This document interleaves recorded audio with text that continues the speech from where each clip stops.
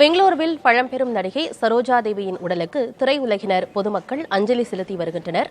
இது தொடர்பாக மல்லேஸ்வரத்தில் இருக்கும் நமது செய்தியாளர் ஜெகநாத்திடம் கேட்கலாம். ஜெகநாத், சரோஜா தேவியின் உடலுக்கு அஞ்சலி செலுத்துவதற்காக திரையுலகைச் சேர்ந்த யாரெல்லாம் வருகை தந்துட்டு இருக்காங்க? அங்க இருக்கும் கள சூழல் என்ன? ஆனந்தி கன்னடா, தமிழ், தெலுங்கு, மலையாளம், இந்தி என 5 மொழிகளில் தன் திரையுலகில் தனி திறமையை நிலைப்பாட்டி வரக்கூடிய மூத்த நடிகையான சரோஜா தேவி அவர்கள் இவர் கிட்டத்தட்ட 60 ஆண்டுகளுக்கு மேலாக சினிமா துறையில் நடித்து வர சுமார் 200க்கும் மேற்பட்ட படங்களில் நடித்துள்ளார். இவருக்கு வாழ்நாள் சாதனையாளர் விருது, பத்மபூஷன், ஸ்ரீ பத்மபூஷன் என மத்திய அரசு இவருக்கு விருதும் வழங்கியிருக்கு.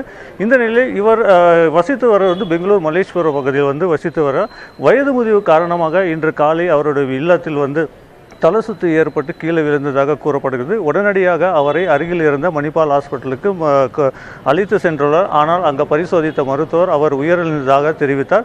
இதையடுத்து அவருடைய உடலை மீண்டும் இல்லத்திற்கு கொண்டு அவர் பொதுமக்கள் மற்றும் திரையுலகில் இருக்கக்கூடிய அவர்களுக்கு இறுதி அஞ்சல் செலுத்துவதற்காக வைக்கப்பட்டுள்ளது. உடல் வைக்கப்பட்டது. இந்த பகுதியில் மட்டும் போலீசார் தன்னுடைய கட்டுப்பாட்டில் எடுத்துக்கொண்டு தடுப்பு பேரிகார்டுகளை அமைத்து தடுப்புகள் அமைக்கப்பட்டுள்ளது. அது மட்டுமின்றி பொதுமக்கள் செல்வதற்காக தனி வழியும் விஐபிகள் செல்வதற்காக தனி வழி என ஏற்பாடுகள் செய்யப்பட்டு எந்த ஒரு பாதிப்பு இன்றி உரிய பாதுகாப்பு நடவடிக்கைகள் மேற்கொள்ளப்பட்டுள்ளது. இன்று காலை முதலே நடிகர் சிவராஜ்குமார், அதே போல கன்னடா அமைப்பை சேர்ந்த வாட்டல் நாகராஜ், அது மட்டுமின்றி கிருஷ்ணாவின் அவரின் மனைவி என சினிமா துறையை சேர்ந்த ஏராளமானவரும் அவருடைய உடலுக்கு இறுதி அஞ்சலி செலுத்தி செல்கின்றனர். அதே போல் பொதுமக்கள் சாலைய வரிசையில் நின்று அவர்களுக்கு அஞ்சலி செலுத்தி செல்கின்றனர். இவருடைய உடல் நாளை காலை 11 மணி வரைக்கும் இந்த மல்லேஸ்வர இல்லத்தில் பொதுமக்களின் அஞ்சலிக்காக வைக்கப்படுகிறது.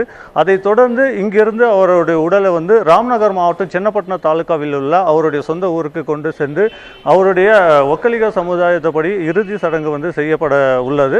தற்போது இது குறித்து பேசுவதற்கு நம்முடன் இங்கு ரசிகர் ஒருத்தர் இருக்கிறார். அவருடைய கேட்போம். சார் வணக்கம், உங்கள் பேர் என்ன? என் பேர் சம்பங்கி. நான் இங்கே பாரத ரத்னா மக்கள் திலகம் டாக்டர் எம்ஜிஆர் நற்பணி மன்றத்தின் தலைவராக இருக்கிறேன். இந்த துயர சம்பவம் நீங்கள் எப்படி பார்க்குறீங்க? காலையில் 9 மணிக்கு அவங்க இறந்துட்டாங்கன்ன உடனே எங்களுக்கெல்லாம் மிகவும் வருத்தமாக ஆயிடுச்சு. காரணம் என்னன்னாக்கா, அந்த அம்மா புரட்சி தலைவரான எம்ஜிஆர் கூட 26 படத்தில் நடிச்சிருக்கார். 26 படத்தில் நடிச்சிருக்காங்க. ஆனால் அவங்க எப்போ எங்ககிட்டலாம் பேசும்போது என்னுடைய தலைவர் புரட்சி தலைவர், என்னுடைய தெய்வம்னே சொல்லுவாங்க. என்னை வாழ வச்ச தெய்வம் புரட்சி தலைவர் எம்ஜிஆர்னு சொல்லுவாங்க. எம்ஜிஆரை பற்றி எங்கே போனாலும் அவங்க பேசாமல் இருக்க மாட்டாங்க.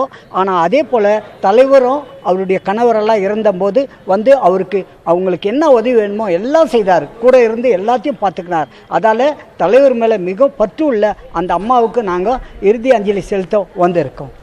சார், நீங்கள் சொல்லுங்கள், இப்போ இங்கேருந்து வந்திருக்கீங்க, இப்போ இறுதி அஞ்சல் செலுத்த ஏற்பாடுகளால் எப்படி இருக்குது? நான் இங்கே பெங்களூர் ஸ்ரீராம்புரத்துலேருந்து வரேங்க.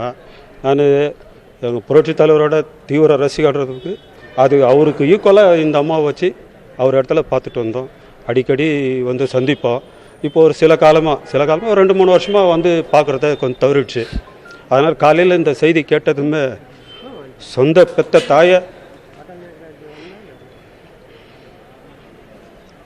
எப்படி நம்ம ஆனந்தி, இங்கே பார்த்தீங்கன்னா இவர்கள் ஒரு பிரபல நடிகையாகி இருந்தாலும் இந்த இருக்கக்கூடிய பகுதியில் இருக்கக்கூடிய இந்த சுற்றி இருக்கக்கூடிய மக்களாகட்டும், இந்த பகுதி மக்கள் ஒரு சாதாரணமாகவே அவர் பழகி வந்துள்ளார். இது அவர்களுடைய ரசிகர்களுடைய மிகுந்த இப்போ அவருடைய இறப்பு மிகுந்த வேதனையை ஏற்படுத்தியுள்ளது. ஆனந்தி, களத்திலிருந்து தகவல்களை வழங்கியமைக்கு நன்றி ஜெகநாத்.